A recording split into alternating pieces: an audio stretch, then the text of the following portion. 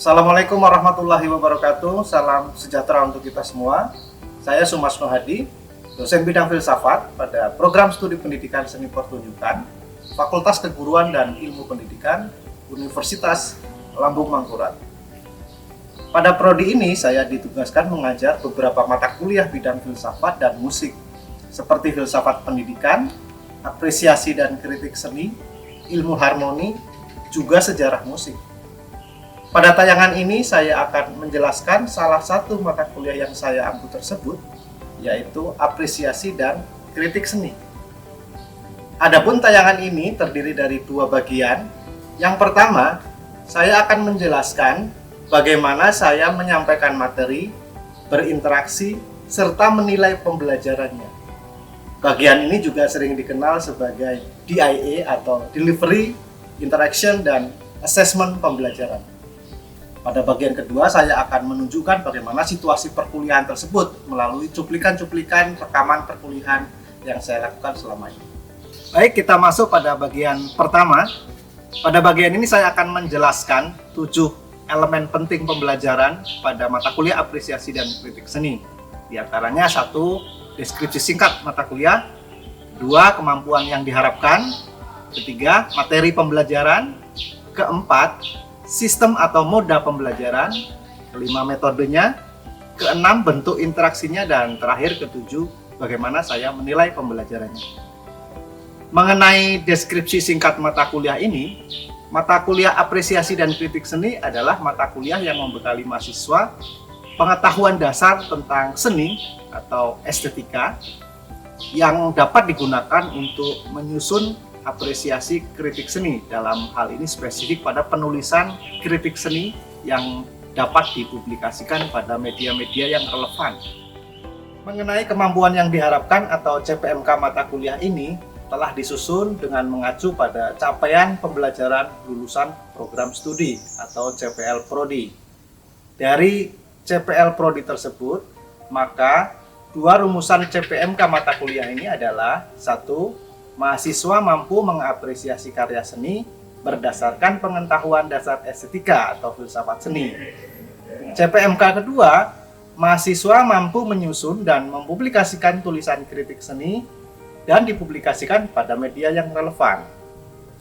Dari 2 CPMK mata kuliah tersebut, maka diturunkan ke dalam 6 sub CPMK, diantaranya mahasiswa 1 mampu menyimpulkan konsep keindahan, 2 mampu menyimpulkan konsep seni, 3 mampu menyimpulkan perkembangan konsep estetika, 4 menyimpulkan konsep dan jenis-jenis apresiasi seni, yang kelima menyimpulkan teori kritik seni, dan terakhir ke-6 menyusun dan mempublikasikan tulisan kritik seni pada media yang relevan. Dari 6 sub CPMK tersebut, maka materi perkuliahan ini terdiri dari 1, konsep keindahan yang mencakup objek, jenis, dan ragamnya. 2, konsep seni yang terdiri dari penggolongan, medium, dan unsur-unsurnya. 3, konsep perkembangan estetika yang mencakup periode klasik, periode abad pertengahan, dan periode modern serta periode kontemporer.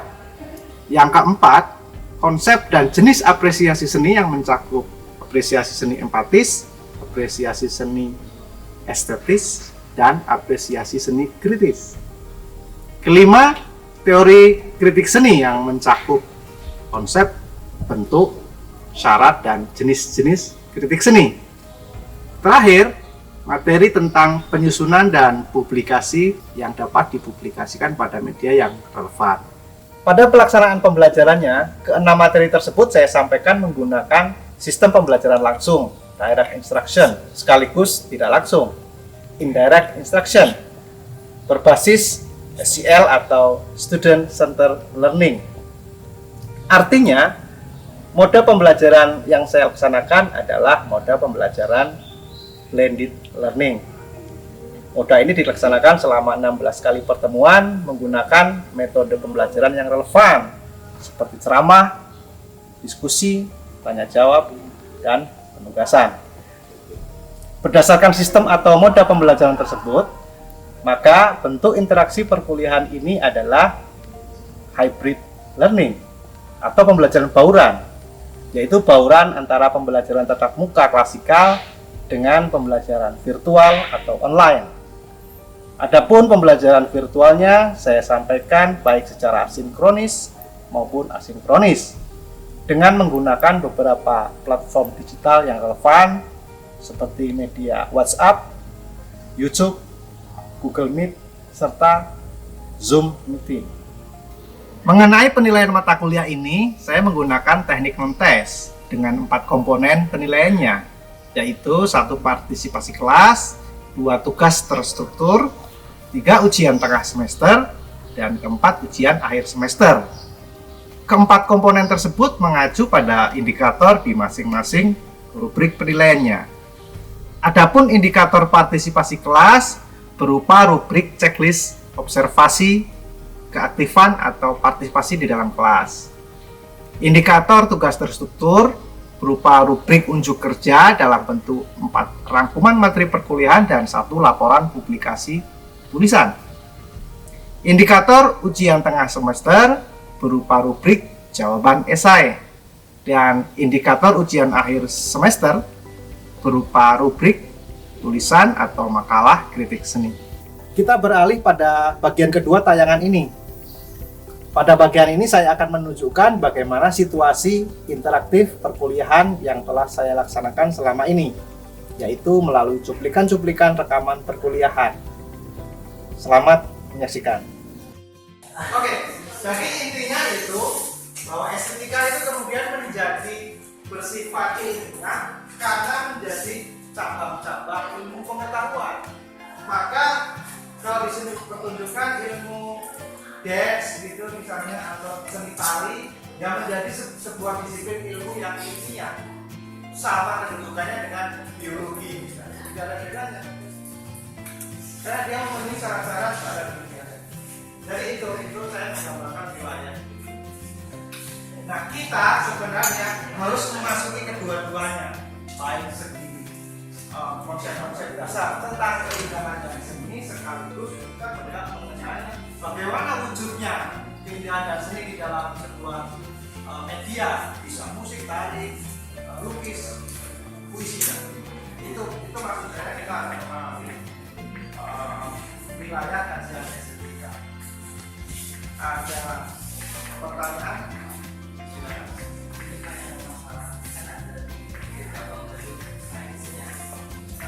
Tadi kan ada pertunjukan tarik, teater untuk sastranya tadi berhubungan dengan bermain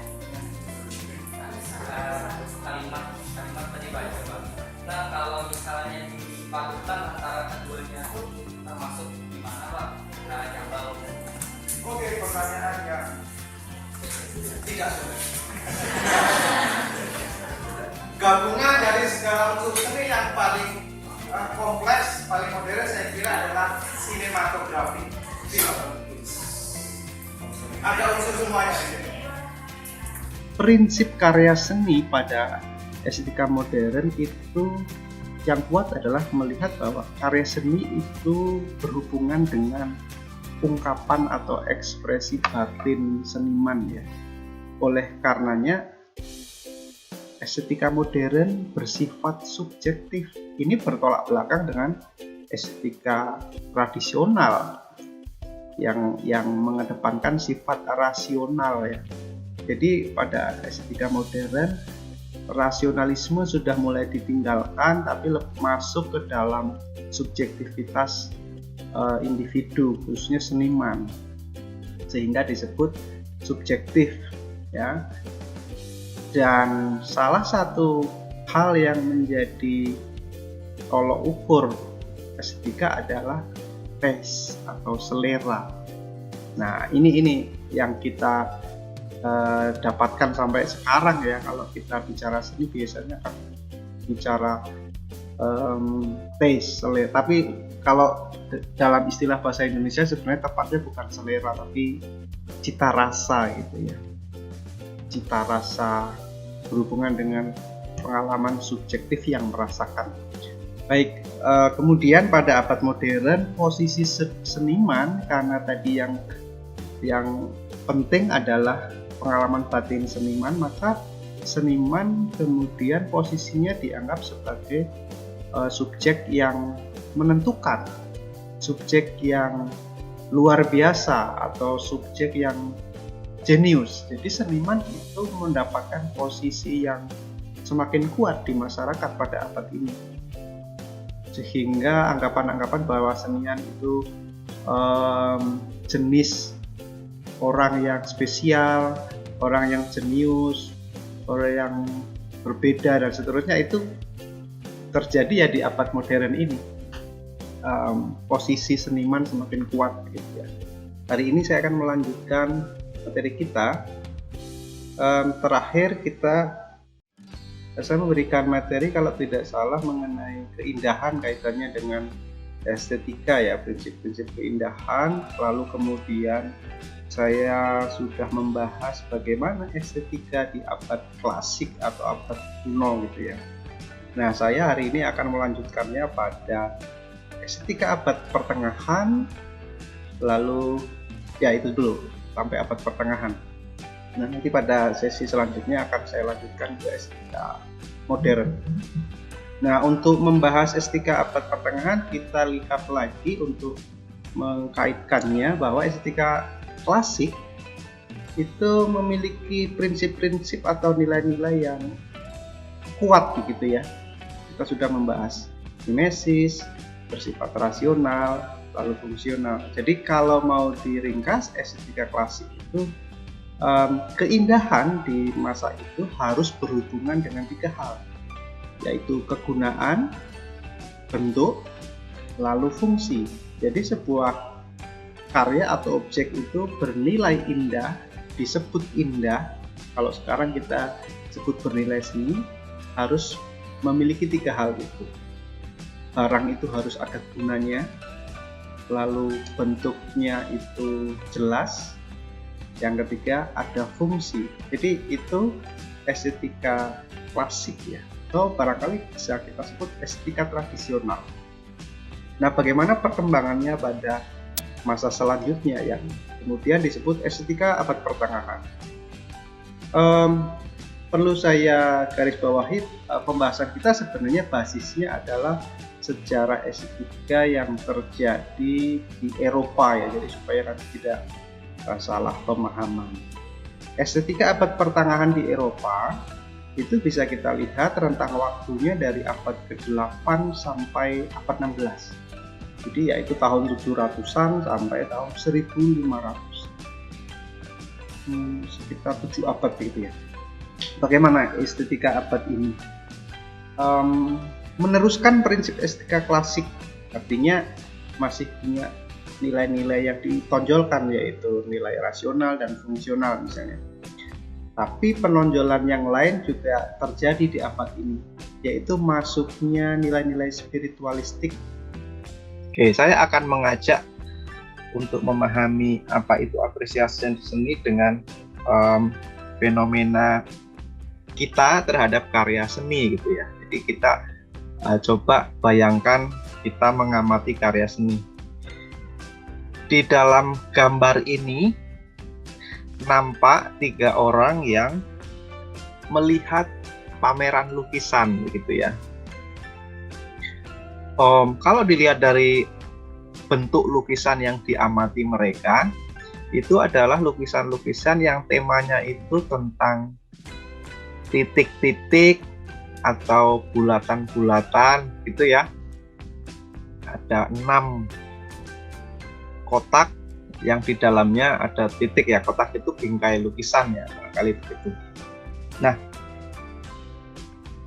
di situ nampak mereka fokus pada satu objek lukisan atau benda yang nampaknya seperti lukisan, yang titiknya itu 1 gitu, berwarna merah, bingkainya paling kecil. Lalu di bawahnya itu ada teks "That's the fire alarm". Artinya ini maksudnya kan alarm kebakaran ya. Ini adalah alarm kebakaran. Jadi antara lukisan dengan alarm kebakaran sebagai tanda untuk mungkin bentuknya bisa sirine begitu. Nah itu kalau fire alarm artinya itu adalah tombolnya, titiknya itu adalah kalau ditekan maka alarmnya sebagai tanda kebakaran akan berbunyi. Jadi ini ada persoalan tentang antara lukisan dengan alarm kebakaran. Apakah kotak itu alarm kebakaran atau benar-benar lukisan? Nah, ini sebenarnya persoalan memahami karya seni. Ini bisa kita dalami nanti, bahwa untuk memahami karya seni tentu kita perlu mengetahui karya seni itu apa. Dalam contoh ini adalah lukisan, gitu ya. Nah, kita bisa berdebat barangkali di dalam gambar yang saya tampilkan itu ketiga orang itu sebenarnya terkesima atau terkejut melihat sebuah objek, apakah itu benar-benar lukisan atau memang itu alarm kebakaran. Kita bisa berdebat, tapi yang lebih penting adalah ada perbedaan antara karya seni dengan bukan karya seni. Yang akan saya bahas pertama konsepnya, ini sebenarnya sudah pernah saya singgung sebelumnya. Yang lebih penting adalah bentuknya, kemudian apa syarat-syaratnya. Coba kita lihat konsep-konsep umumnya. Kemarin sudah saya singgung ya. Kritik seni itu bukan mencari-cari kesalahan atau mencari-cari kekurangan, bukan itu. Dan ya meskipun bisa juga begitu, tapi bukan itu. Dia lebih luas lagi. Kritik seni adalah menunjukkan sesuatu atau memperlihatkan adanya nilai di dalam karya seni itu. Jadi nilai seni yang mau ditunjukkan. Di dalam penilaian seni sebagai aktivitas kritik, setidaknya ada kegiatan ini: mengamati, mengkaji atau menganalisis, lalu menilai. Itu tergambar pada 4 langkah tadi atau 4 metode tadi. Diamati berarti kan, kalau lagu tadi berarti Anda mendengarkan ya, mengamati itu mendengarkan. Lalu dikaji itu dianalisis, dipikirkan, lalu dibahas sehingga sampai pada penilaian atau bahkan kesimpulan. Nah, sifat penilaiannya tentu saja harus objektif ya. Jadi berdasarkan objek yang diamati. Tidak mungkin kita membahas musik tapi yang kita jadikan alasan adalah soal-soal tari, kan itu berbeda. Jadi sesuai keadaannya, sesuai objeknya, sehingga kita bisa menilai soal misalnya baik atau buruk, indah atau tidak indah, keren atau tidak keren. Itu soal penilaian. Jadi yang dinilai harus bernilai objektif. Nah, yang seperti yang sering kita dengar, aktivitas kritik ini sebenarnya tadi intinya aktivitas mengamati dan menilai ya. Oleh karenanya orang-orang yang bergerak di bidang ini sering disebut sebagai kritikus atau pengamat gitu ya. Orang yang mengamati dunia seni atau yang bertugas menjadi kritikus. Raini, Pun, ini Pak. Menurut kamu apa yang bisa kamu pahami? Misalnya kamu memilih dari cabang-cabang seni itu, kamu ajukan dulu mau mengkritik karya jenis apa? Ulun mau mengkritik jenis musik Pak. Oke, Kayak bernyanyi musik. itu Pak. Oke, musik. Nah, ketika kita mengkritik musik berarti kita harus punya bahannya. Bahan yang dikritik. Nah, bahannya itu apa saja dari musik itu yang bisa kita bahas atau bisa kita kritik kira-kira?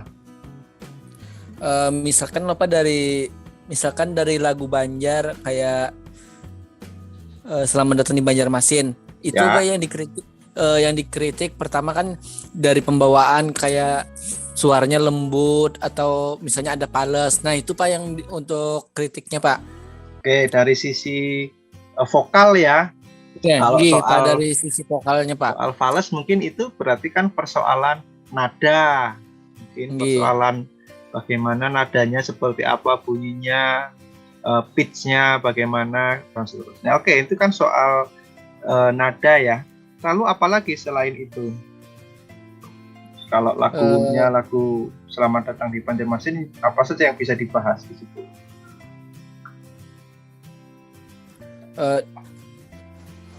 Ada lagi, Pak, cuma lu belum Belum. mikirkan. Oke, ini bisa kita jadikan contoh dulu. Sementara lagu ya, kita akan membahas lagu Banjar. Tadi tawarannya lagunya judulnya Selamat Datang di Banjarmasin gitu ya? Nggih, Pak. Saya tidak hafal ini siapa lagunya, siapa ya, nyanyinya siapa gitu. Ada yang tahu? Maksudnya ini lagunya siapa?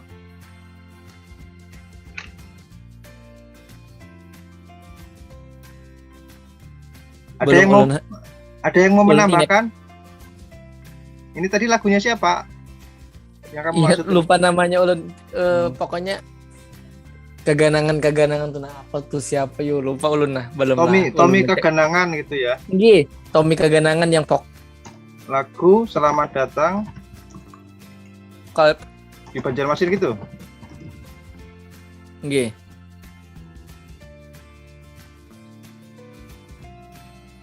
Nah, yang bisa dibahas adalah nadanya gitu ya, vokalnya. Terus apa lagi? Ada yang mau menambahkan yang lain yang bisa dibahas dari lagu ini, yang bisa diapresiasi dan kemudian sebenarnya kita kritik itu apanya dari lagu itu? Ada yang mau menambahkan? Liriknya Kak, Pak. Oke, liriknya. Terus pembawaannya? Pembawaannya, oke. Pembawaan mungkin bisa juga ekspresi gitu ya. Pembawaannya itu bagaimana diekspresikan seperti ini. Terus apa lagi? Masih banyak. Judulnya Pak. Judulnya. Nah, itu nanti hal-hal yang masuk ke sini kan terlihat mana yang paling penting, mana yang kurang penting. Nah, ini yang saya maksudlah panduan Anda untuk membuat tugas. Saya tidak akan menerjemahkan bahasa Jawa ini. Saya bahasa Inggris ya. Sekaligus saya paksa untuk belajar bahasa Inggris karena itu penting kan. Oke, art detective, let's investigate. Jadi saya bayangkan kita itu menjadi detektif seni. Kalau detektif di film-film detektif itu kan orang yang dengan berbagai caranya memecahkan kasus kejahatan gitu ya. Lalu melakukan investigasi, usaha membongkar kasus. Nah, sekarang yang Anda bongkar kasusnya adalah karya seni. Karya seni apa? Terserah. Jadi Anda bebas membongkar suatu karya seni. Jadi Anda menemukan fakta, Anda mencari tahu, membandingkan, lalu kemudian melaporkan ke saya. Kira-kira kalau Anda detektif, saya adalah orang yang membayar Anda untuk membongkar sebuah karya seni. Ada 10 pertanyaan panduan yang sebenarnya berkaitan dengan 4 langkah tadi. Bapak nggak pindah tadi dari yang art kritik tadi, nggak pindah ke slide selanjutnya? Yang 10 pertanyaannya belum ya? Belum keluar. Wah.